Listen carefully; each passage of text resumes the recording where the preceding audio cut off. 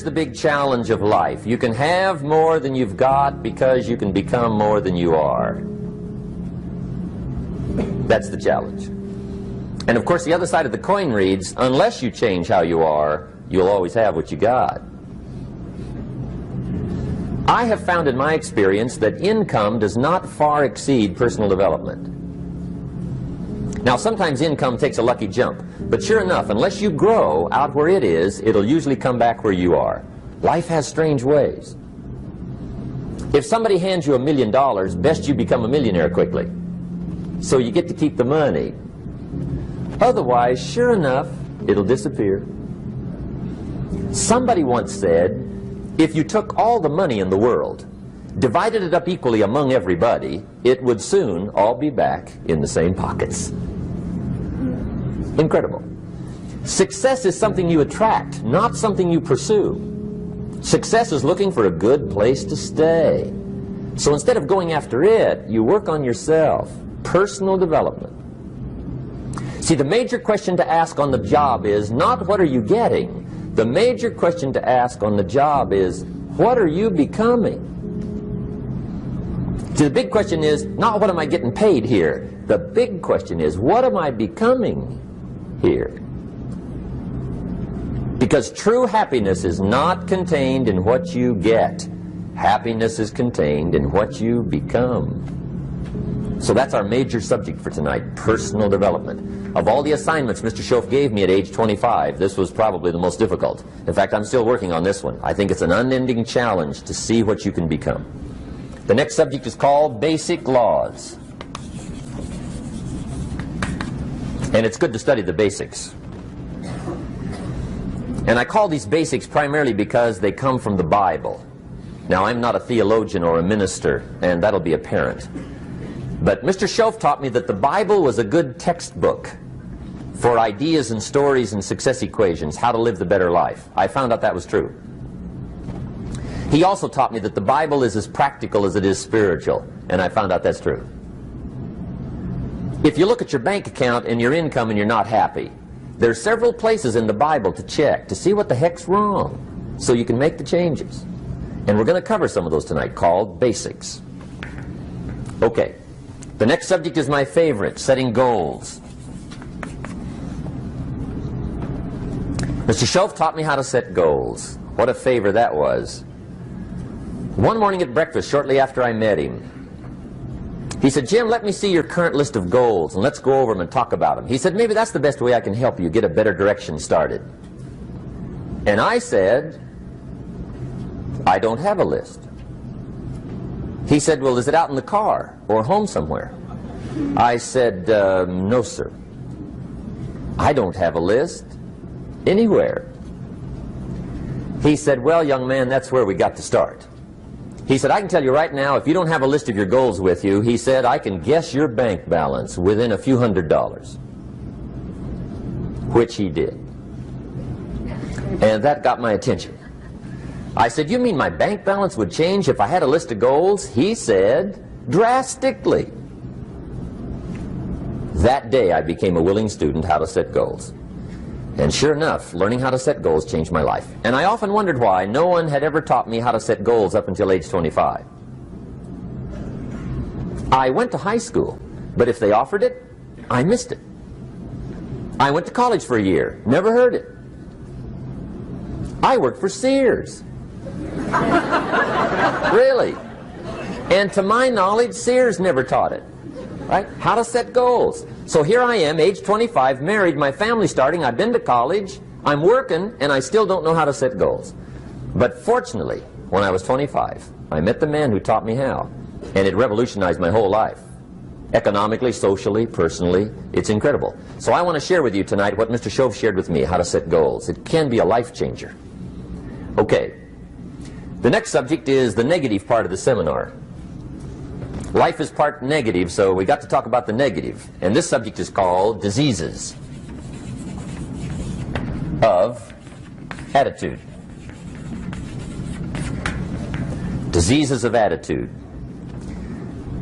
There's a lot of things that can wreck your chances to do well. We live in a rather dangerous world, so you got to be not only wise, you got to be careful. Now, attitude diseases are just as bad as physical diseases, right? High blood pressure, heart trouble. I mean, a lot of things lace your chances to do well. So you've got to be careful. And attitude diseases are deadly. I mean, they'll destroy all the good things you start. Okay? So we'll go through those attitude diseases, how to spot them, how to look for them, what they are, and the cure. And I'm a pro on these because I've had them all, so I can give you excellent advice on these. Now, the last subject we're going to consider tonight is called the day that turns your life around. The day that turns your life around. And under this subject, we're going to talk about the emotions that can change your life. Human beings are emotional creatures, and emotions are powerful for life change. Now, of course, emotions are so powerful they can go either way on you. Emotions can either build or destroy. So you really have to employ emotions properly. We call civilization the intelligent management of human emotions. If you can intelligently apply your emotions in the right direction, no telling what can happen. Could turn your life around one day would be sufficient. So we'll talk about those. Okay. Now that's a lot to cover in one evening, but we'll keep at it here and see if we can't get it all done. I'd like to have you now jot down the theme of the seminar. Every seminar should have a theme, I guess. We've got one. It's on some of our literature if you happen to notice it, but if you didn't, for your notes, here it is. The theme of the seminar goes like this: the major key to your better future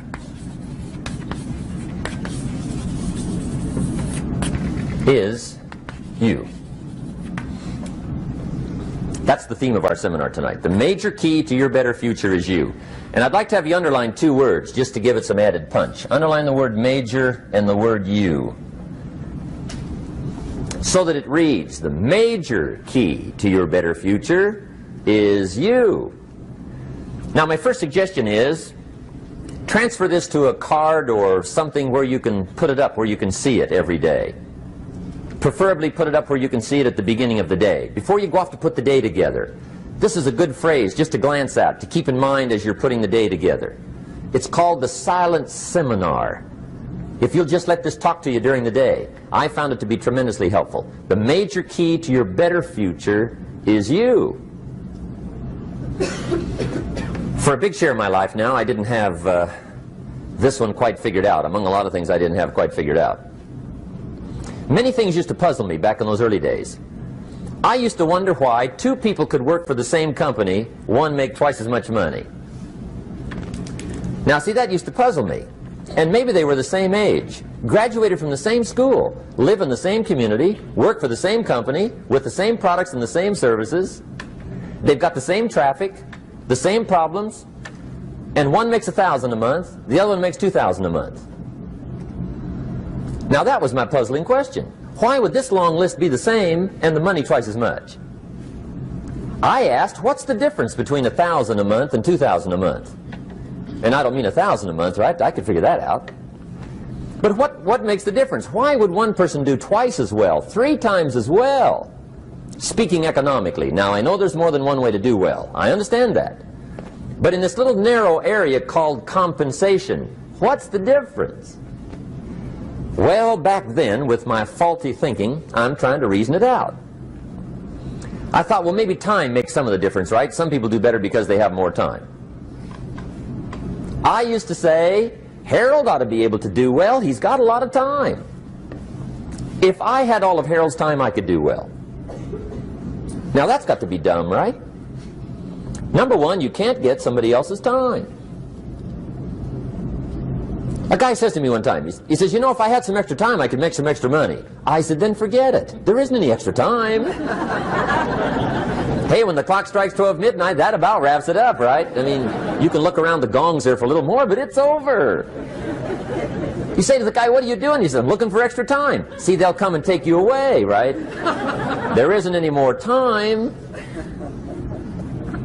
Now, if you can't get more time, which you can't, what could you get more of that would make a difference in economic results? And here's the key word. Make it a part of your notes. We're going to consider it tonight. The word is value. And I have a little phrase for your notes. Value makes the difference in results. Value makes the difference. You can't get more time, but you can create more value. Now here's the first lesson of economics. Everybody should learn it from the time they're old enough to understand what a dollar means, how to earn one, how to get one, how to keep one, what to do with it. First lesson of economics. We primarily get paid for value. That's lesson one.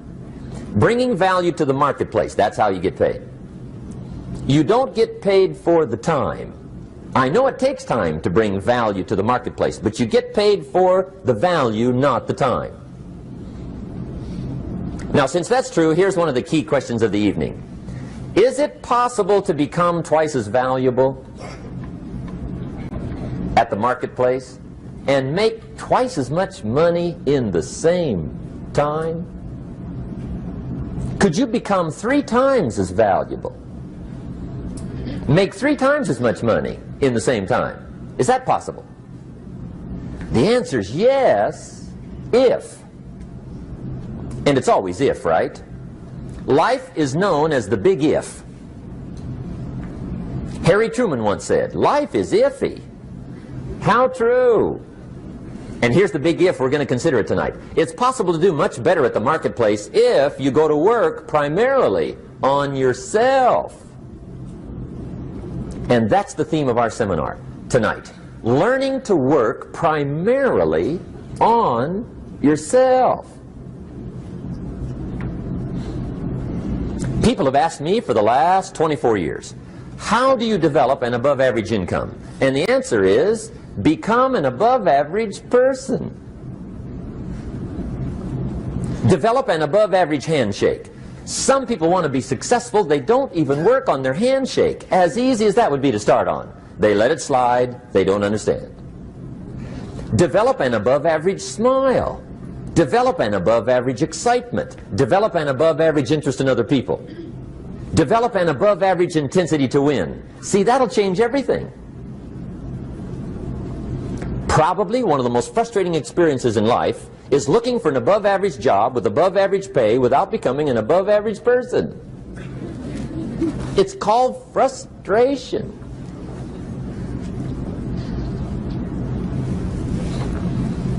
And Mr. Schoaf gave me probably the greatest clue he gave me when I first met him. He said, Jim, if you want to be wealthy and happy the rest of your life, just learn this lesson well. He said, learn to work harder on yourself than you do on your job.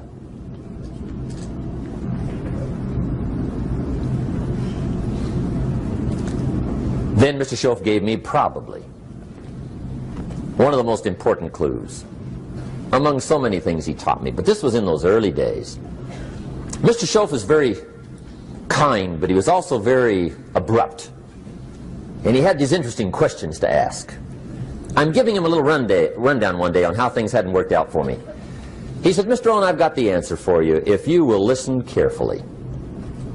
And listen carefully I did that day and for the next 5 years. If somebody's wealthy and happy, you gotta listen. He said, Jim, I've only known you a short time. But he said, it's already my honest opinion that for things to change for you, you've got to change. That wasn't quite the answer I was looking for. But that's the answer he gave me, and I pass it along to you on this warm summer evening in Anaheim, California, 1981. For things to change for you, you've got to change. Otherwise, it isn't going to change. Before I met Mr. Schoaf, I used to say, I sure hope things will change. Right? That seemed to be my only hope. If it isn't going to change, I'm in serious trouble. And then I discovered it isn't going to change, so I'm in serious trouble.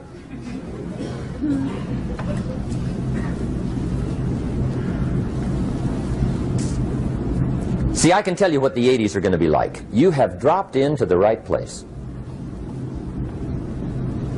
I did a seminar one time for Standard Oil executives and management in Honolulu. And we're having a conference one day on this big conference table. And one of them said to me, Mr. Rohn, you know some fairly important people halfway around the world. What do you think the 80s are going to be like? I said, gentlemen, I do know the right people. I can tell you.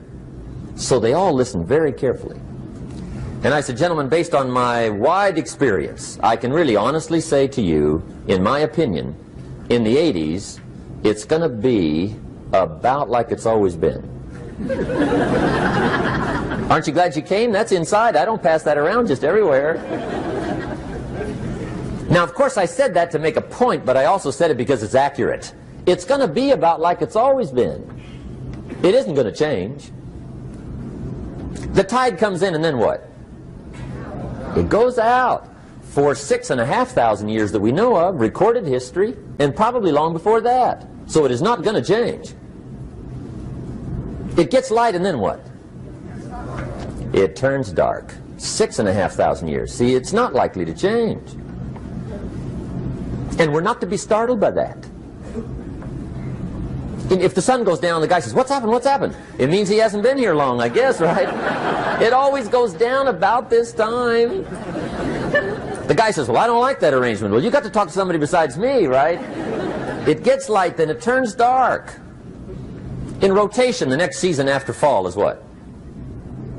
Winter. Pray tell, how often does winter follow fall? Every year regularly for the last 6,500 that we know of. See, it is not going to change. Now, some winters are long, and some are short, and some are hard, and some are easy, but they always come right after falls. It isn't going to change. Sometimes you can figure it out, sometimes there's no way to figure it out. Sometimes it goes well, sometimes it gets in a knot. Sometimes it sails along, sometimes it gets in reverse. See, that's not going to change. The last 6,000 years reads like this: opportunity mixed with difficulty. That's how it reads. It isn't going to change. The man says, well, if it isn't going to change, how will my life ever change? Answer, when you change. And whether I'm talking to high school kids or business executives, my message is always the same. And it goes like this: the only way it gets better for you is when you get better.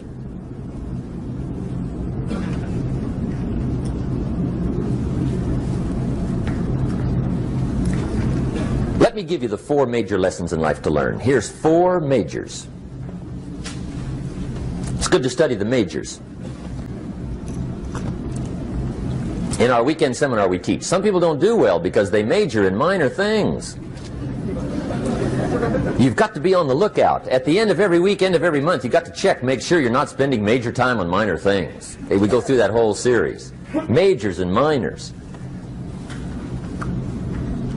Now, let me give you 2 phrases before we get to the 4 majors. This will set it up and you'll see where I'm going. 2 key phrases for your notes. Here's the first one. Life and business is like the changing seasons. That's the first phrase. Life and business is like the changing seasons. One of the best ways to describe life, it's like the seasons. Frank Sinatra sings, life is like the seasons. Now here's the second phrase. Very important. You cannot change the seasons, but you can change yourself. You can't change the seasons, but you can change yourself. And see, that's how life gets better for you, not by chance, but by change. Now, here's the 4 major lessons in life to learn. I've got my first book finished, came out a couple of weeks ago. This is in it, the 4 major lessons in life to learn. Here they are. Number 1, learn how to handle the winters.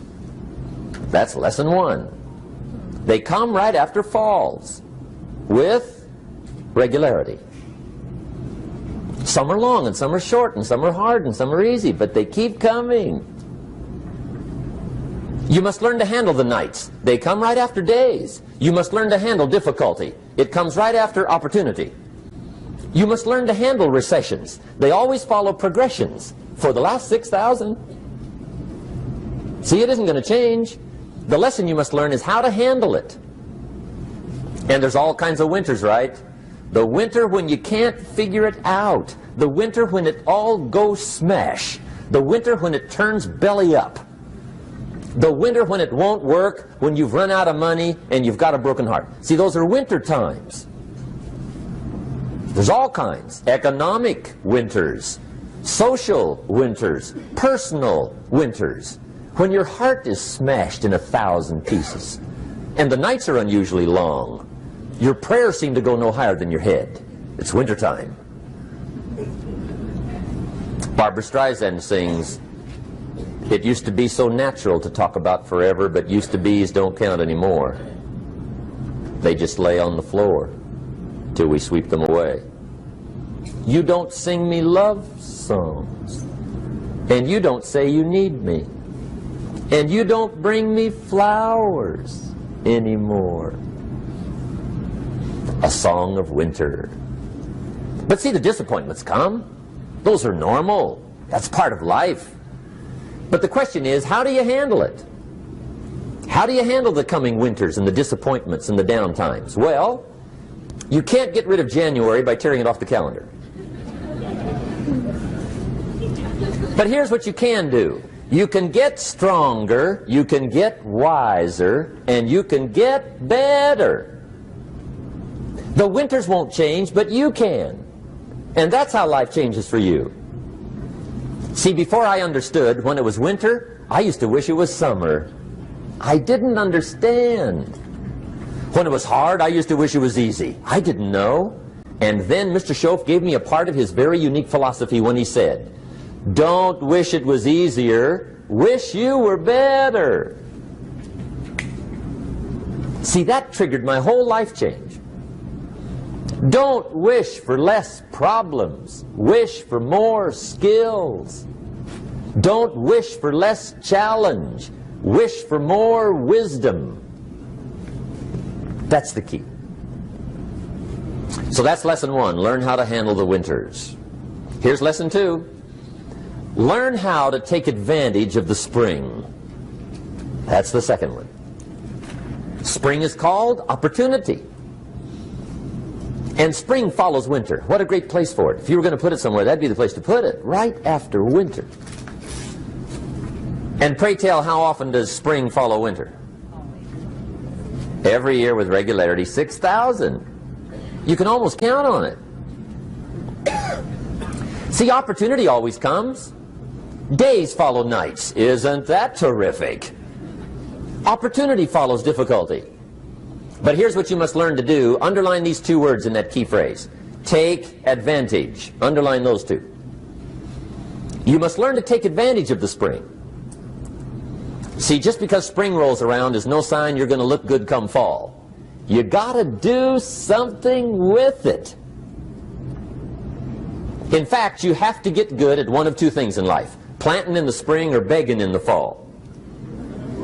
Or get somebody to do it for you. See, those are about the only alternatives. Now here's what else you must do. Take advantage of the springs quickly, because there's only a few. Just a handful of springs have been handed to each of us. They don't come forever. Life is fairly brief. So you got to read every book you can get your hands on what to do with your springs while they're here. And take advantage, they soon run out. The Beatles wrote, "Life is so short." And for John Lennon, it was extra short. But life is brief. Elton John sings, "She lived her life like a candle in the wind." It's brief. So whatever you're going to do with your life, you got to get at it. Don't just let the springs pass. Here's the third major lesson in life to learn. Learn how to protect your crops all summer. You got to take care of what you start. Sure enough, as soon as you've planted your garden in the spring, the busy bugs and the noxious weeds are out to take it. And here's the next bit of truth. They will take it unless you prevent it. And that's the third major skill to learn. You've got to learn to prevent the intruder from taking all the good you start. It's one of the challenges. Here's two key phrases under number 3. First one, all good will be attacked on this planet. Maybe not the next one we get to, but on this one, all good will be attacked. Every garden will be invaded. Not to think so is naive. And here's the second phrase. All values must be defended. Political values, social values, community values, family values, marriage values, friendship values, business values. Every garden must be tended all summer. Third major lesson. Now here's number 4. Fourth major lesson in life to learn. Learn how to reap in the fall without complaint. Learn to reap come harvest time without complaint. Take full responsibility for what happens to you. It's one of the highest forms of human maturity, accepting full responsibility. It's the day you know you've passed from childhood to adulthood, the day you accept full responsibility. And another note, learn to reap in the fall without apology. Without apology if you do well, and without complaint if you don't. That's maturity. I used to have that long list of reasons why I wasn't doing well. To explain. You got to explain, right? Otherwise you're going to look bad. I used to have this funny list called Reasons for Not Looking Good.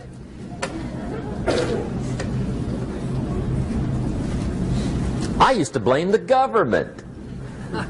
I mean, you can believe that or not. It was at the top of my list. I had a lecture second to none. The government. That was on my list.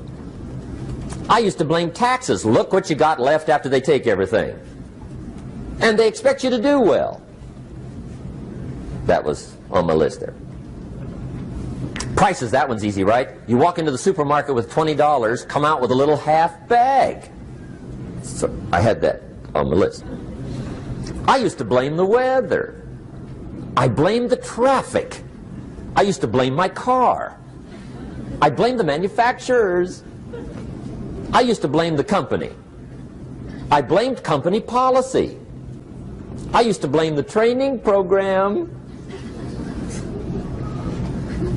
I blame my negative relatives. They were always putting me down.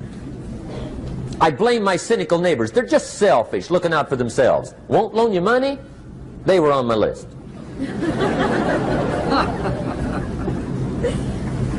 I used to blame the economy. I blamed the community. That's a pretty good list for not doing well, isn't it? I thought it was good. I'll never forget one day, Mr. Shelf was very kind, but he was also very blunt, and this was no exception. And I'm glad he was blunt. There's a lot of things I'd have missed if he hadn't have been blunt.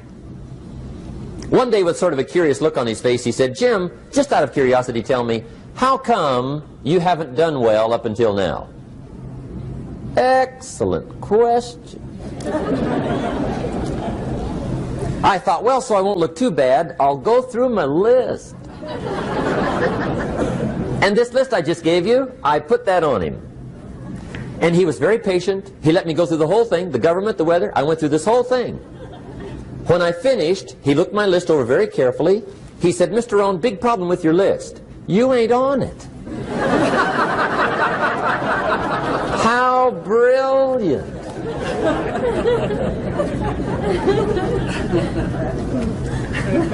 When I went to work for him a few months later, I learned very quickly to tear up my list, reasons for not doing well, and I threw it away.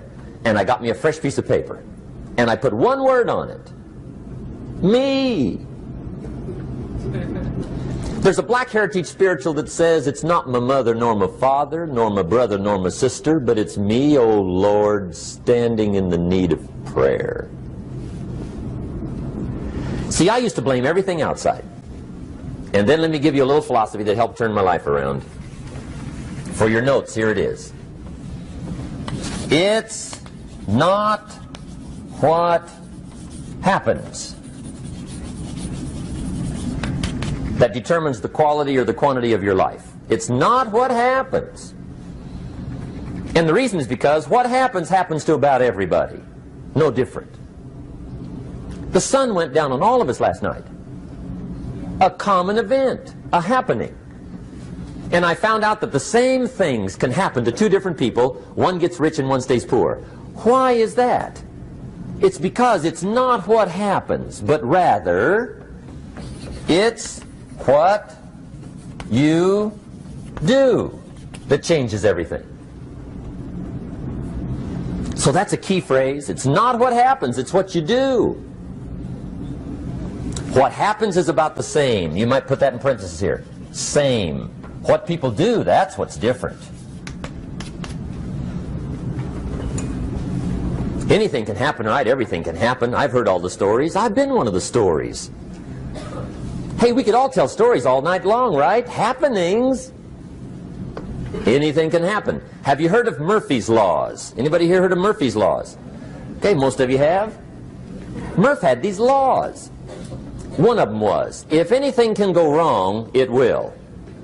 That's one of Murphy's Laws. He was not one of the great positive speakers of the day. But anyway, it's still true though, right? Anything can go wrong, everything can go wrong. For sure. I've fallen out of the sky so many times. Once to the tune of a couple of million. Devastating. Took me a while to survive that one. Now, it wasn't all that much, but it was all I had. I mean, that's when it's much, right? When it's all you got. If you got 3, 2 go, you got 1 left, you ain't looking that bad. But when it all goes. Has anybody been there when it all went? Anybody? Come on, the rest of you liars. Go ahead. Hey, we've all been there, right? When it all went. Of course, it used to be a long time ago, right? When you ran out of money, got to 0, you were all through. Heck, now you can whistle right on by 0, right? I mean, they will bury you. That's what they will do.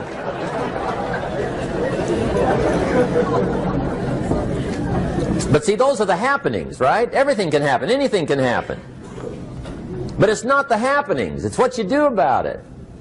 Somebody says, yeah, but you don't understand the disappointments I've had. Come on. Everybody's had their share. Disappointments are not special gifts reserved for the poor. Everybody has them. The difference is what you do about them.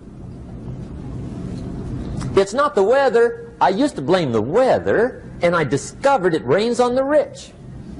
So see, that won't help. 2 men wake up one morning, there's a rainstorm on. One of them looks out his window, sees the rainstorm, and he says, wow, what a storm. With weather like this, they can't expect you to go out and make sales. He stays home. Same morning, the other guy looks out his window, sees the same storm, says, wow, what a storm. But he says, you know what, with weather like this, what a great day to go out and make sales. Most everybody will probably be home. Especially the salesman.